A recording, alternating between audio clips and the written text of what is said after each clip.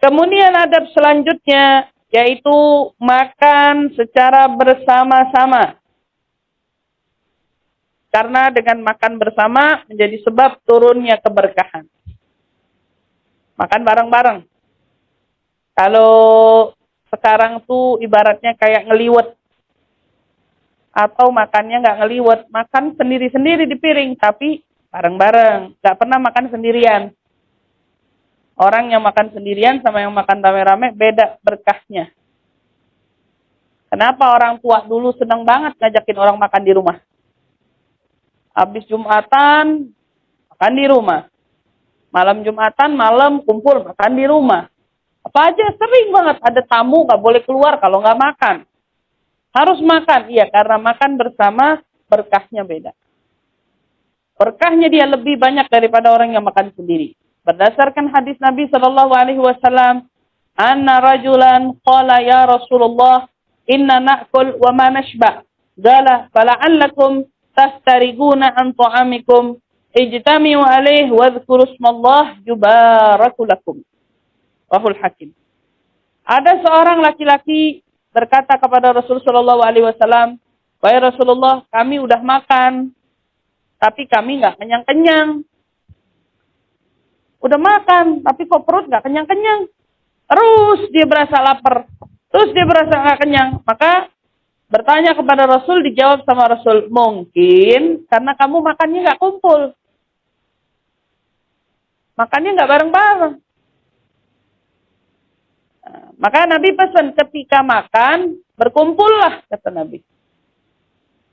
Makan disuruh kumpul.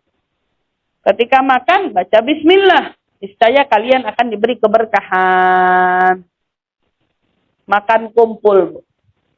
Ternyata orang dulu itu menjadikan adat istiadat makan nampan, makan ngumpul bersama itu bukanlah suatu karena mau menghemat, tapi memang di situ adanya berkah.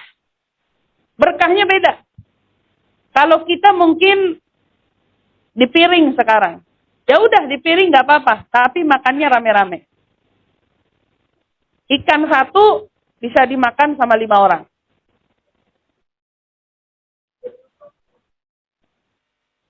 Tahu kalau makan sendiri kita banyak gak teganya.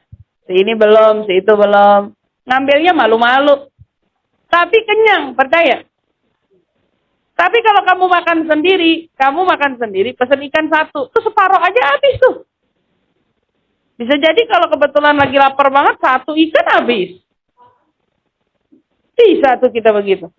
Tapi kalau rame-rame, enggak. Kita bisa berbagi. Dan ternyata dari berbagi itu, di situ letaknya keberkahan. Dulu Nabi waktu masih kecil tinggal bersama pamannya Abu Thalib. Saat kakeknya Abdul Muttalib meninggal, Nabi tinggal bersama pamannya Abu Thalib. Nah, dikenal pamannya Nabi Abu Thalib itu punya anak banyak. Jadi antaranya salah satu anaknya adalah Sayyidina Ali bin Abi Thalib yang jadi menantunya Nabi. Padahal itu pangkatnya sepupuan gitu. Dulu katanya Sayyidina Ali cerita, putranya Abu Thalib yang lainnya cerita. Dulu kita kalau makan itu di nampan rame-rame. Suatu ketika kita kelaparan banget, waktu itu Nabi Muhammad pulang dari ngembala kambingnya terlambat. Nabi kan punya pekerjaan ngembala kambing. Sifatnya para anbiya kayak gitu, ngembala kambing. Nabi ngembala kambing tuh tiap hari, pulangnya telat. Pulangnya agak lebih sore, yang lain udah pada kelaparan. Akhirnya nggak nungguin Nabi, dia makan. Subhanallah, begitu mereka makan, nggak ada satupun dari mereka yang kenyang. Karena makanannya sedikit. Mereka bukan orang berlebihan. Makanannya sedikit, mereka makan tapi nggak ada yang kenyang. Akhirnya kata Abu Thalib bilang, kalau gitu besok nggak ada yang boleh mulai makan kalau Muhammad belum datang. Kalau Muhammad udah datang, baru suruh dia dulu yang mulai, baru yang lainnya makan. Ini keberkahan dari mukjizatnya Rasul. Besok harinya, makanannya tetap sedikit, orang yang makan banyak, tapi Nabi yang mulai duluan. Nabi yang mulai, ternyata begitu Nabi yang mulai duluan, yang lainnya semuanya kenyang di hari itu. Makanannya sedikit. Ini daripada keberkahan mukjizat Rasul Shallallahu Alaihi Wasallam. Dan ini ilmu diajarin buat kita. Dalam hadis yang lain, Nabi SAW bersabda, Ta'amul isnin kafi salasa, wa ta'amul salasa kafi al-arba. Makanan untuk 2 orang bisa jadi dimakan untuk 3 orang.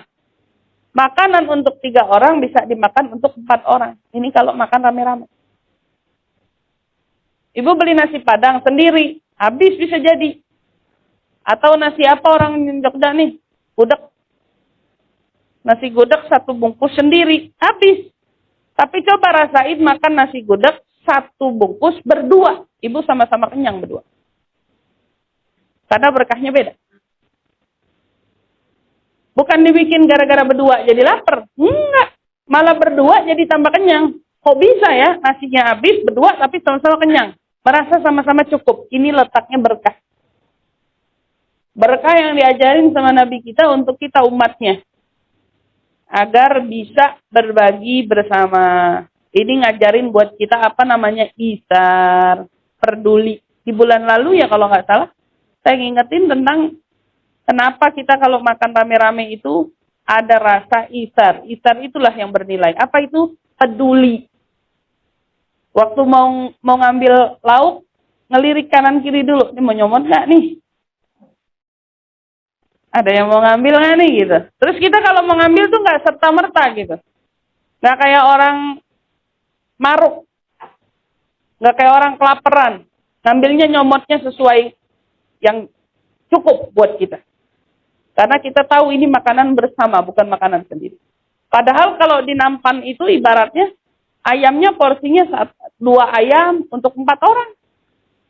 Yang mana kalau kita makan sendiri bisa jadi 1 piring 2 ayam.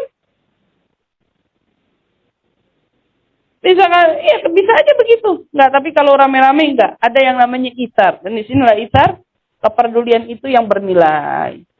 Makan bersama. Jadi di sini juga bisa kita jadikan kesempatan untuk kita kalau makan nggak sendiri-sendiri di rumah.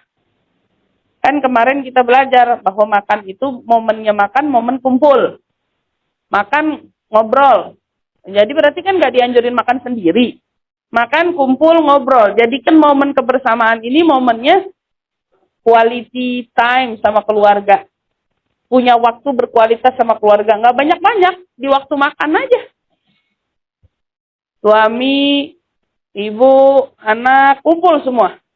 Di waktu makan. Ternyata ini waktu makan bersama adalah ajaran dari Nabi Muhammad Sallallahu Alaihi Wasallam.